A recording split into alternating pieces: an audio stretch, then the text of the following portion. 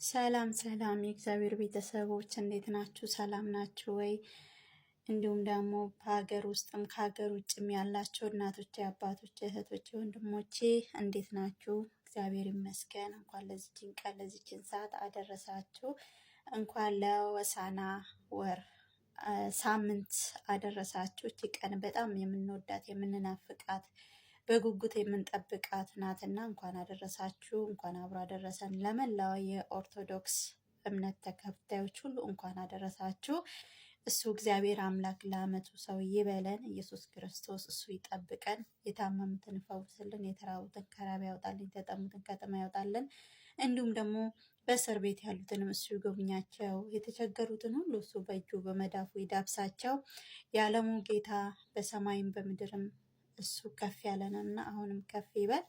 እኔ ዛሬ እግረ መንገዴን እንግዲህ እቺ ሳምንት የተከበረች የተቀደሰች ናት። ዛሬ ዕለተ ሰንበት በጣም የምትወደድ በጣም በጉጉት የምንጠብቃት የሆሳዕና በዓል እንደመሆኑ እዚህ ጋር የመዳም ቅመሞች ወይ ደግሞ ዱባይ ውስጥ ያላቸው የኦርቶዶክስ እምነት ተከታዮች እናንተንም ብዙዎቹ እንግዲህ ብዙዎቹንም ጠይቃለሁ፣ ብዙዎቹንም ደግሞ እንትን እላለሁኝ።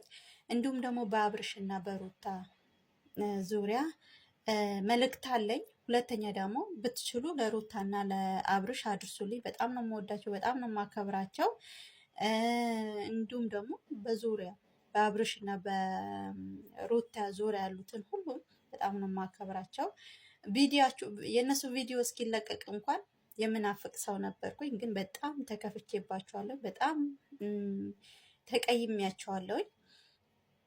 አንደኛ አብርሽና ሩታ ፋሲካ 2 ወር ሙሉ ቁጭ ብላችሁ ጾም ገብቶ 2 ወር ሙሉ ቁጭ ብላችሁ አሁን ፋሲካ ሊፈታ ሳምንት ወይ ደግሞ 2 ሳምንት ሲቀረው ዱባይ መጣችሁ። እንደገና ደግሞ በዚህ በማማት ሁሉ ሰው ወደ ቤተ ክርስቲያን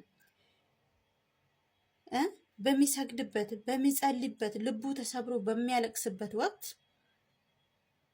መታችሁ ዱባይ ላይ ምን የሚያስመለክት ነው የምትሰሩት ስራ? መምጣት ከፈለጋችሁ ለምን ጾሙ ሲፈታ አልመጣችሁ? ጾሙ ሲፈታ ለምን አልመጣችሁ? ወይ ከጾሙ በፊት ለምን አልመጣችሁ? ጾም ሳይገባ ለምን ሳመጡ?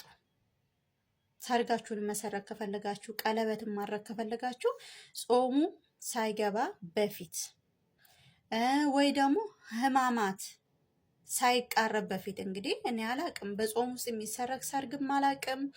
ደስታ እንኳን የለም እኮ በጾም ውስጥ፣ እውነት ደስታ እንኳን የለም። ጠግባችሁ እንኳን የዕለት ጉርሳችሁን እንኳን ጠግባችሁ አትብሉ ይላል እግዚአብሔር አባቶች ሲያስተምሩ፣ ቃሉ ራሱ ይላልና እናንተ ግን በቃ በጾም ውስጥ የማይገባ ነገር የምታስተላልፉት፣ በጣም የሚያስጠላ ነገር የምታስተላልፉት።